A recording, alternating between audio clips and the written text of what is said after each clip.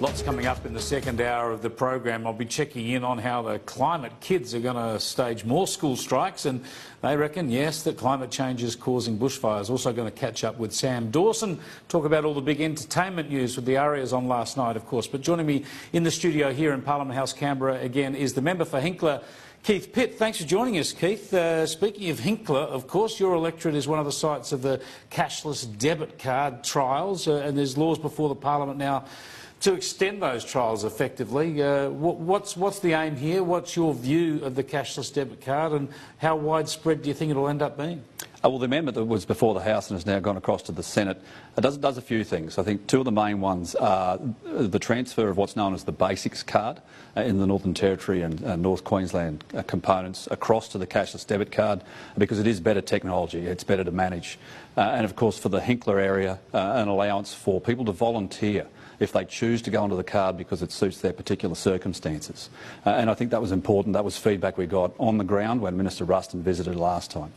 Could that be wheeled out nationwide very easily, just so that people, if they're on welfare, could volunteer to go on a Basics card or a cashless card? Because I would have thought there might be a lot of people quite keen to do that. Oh, well, firstly, nothing's easy, right, as you know, in politics, and the trials are underway in 4 locations now, and we are looking forward to the results of those to ensure that we do demonstrate that benefit.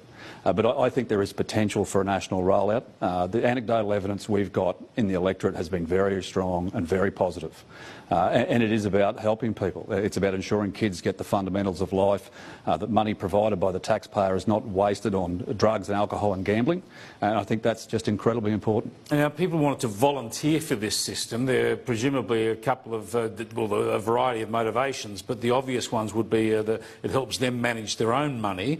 But also, from what I've heard of people on the ground, there'll be those people who believe that if they have less cash, they get less pressure from perhaps partners or others trying to get money from them. Yeah, humbugging is a real issue. So I think that's one of the reasons as well. But we need to ensure that firstly it works, and secondly that it does do what we expected. Now, Chris, I've got to go. You have to go. I have a division. You have to go and vote. My apologies. Apologies to your viewers. Okay, thanks for joining us. Thanks very much. Keith Pitt there has to get down to the House of Reps to vote on that division. Democracy is a little bit inconvenient at times in this building. So what we're going to do is just move on, and I want to go to